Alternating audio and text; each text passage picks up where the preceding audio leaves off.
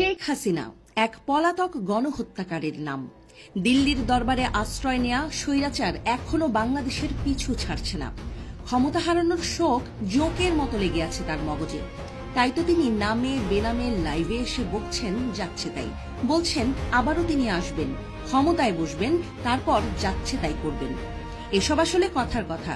এই সান্ত্বনা পুরস্কার ছাড়া তিনি আসলে তার নেতাকর্মীদের আর কি বা করতে পারেন? কারণ যে নেত্রী তার নেতাকর্মীদের কিছু না বলে অথই সাগরে ফেলে পালান, তার তো এটুকু করতেই হবে।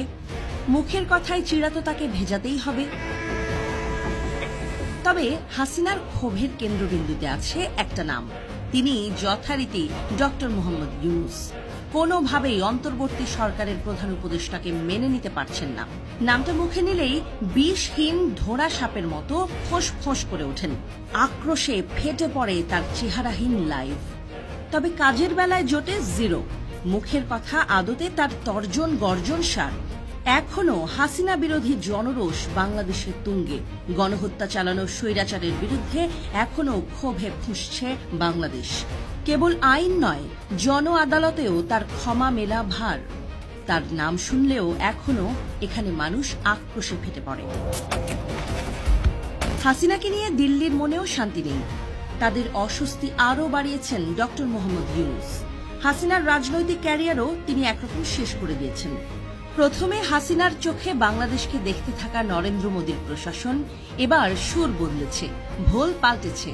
থাইল্যান্ডে ডক্টর ইউনূসের সাথে দেখাই করবেন না বলে গো ধরেছিলেন মোদী। তবে সেই বেঁকে বসা দিল্লির সোজা হতে সময় লাগেনি। শেষ পর্যন্ত মোদী ডক্টর ইউনূসের সাথে বৈঠক করেছেন, বহু সময় ধরে কথা বলেছেন। গতানুগতিক কিছু অভিযোগের সুর থাকলেও মোদী স্বীকার করেছেন তার দেশের সাথে বাংলাদেশের সম্পর্ক কোনো ব্যক্তিকেন্দ্রিক নয়। মানে এখন ভারত আর হাসিনার দিকে তাকিয়ে বসে থাকবে না, তার রাষ্ট্র বাংলাদেশের সাথেই সম্পর্ক চালিয়ে যাবে। এতদিন যে অন্তর্বর্তী সরকার নিয়ে নয়াদিল্লি ছিল দ্বিধাদ্বন্দ্বের অন্তরালে, মাছ ধরবে নাকি পানি ছোবে এই ভেবে দিল্লির বুক করেছে আকুপাকু। এবার সেই দিল্লিও রিয়ালিটির কাছে নত জানু। ডক্টর ইউনূসের কূটনৈতিক চালের কাছে পরাজয় বরণ করে সোজা আলোচনার টেবিলে বসেছে। সেই সাথে একরকম জানিয়েই দিয়েছে হাসিনাকে ছাড়াই তারা সামনের পথ চলতে চায়। তবে দিল্লি এখনো আটকে আছে এক দোটানায়। তারা বুঝে উঠতে পারছে না কথিত মিত্র হাসিনাকে নিয়ে তারা কি করবে। বাংলাদেশের কাছে তাকে ফেরত দেবে নাকি চিরস্থায়ী বন্দোবস্ত করে তাকে রাখা হবে ভারতেই? দিল্লি ভালো করে বুঝে গেছে হাসিনাকে ঢাকার মসনদে ফেরানোর সব পথই বন্ধ। কেবল খোলা আছে লাইভে এসে হাসিনার আকাশ কুসুম গল্প শোনানোর পথটাই।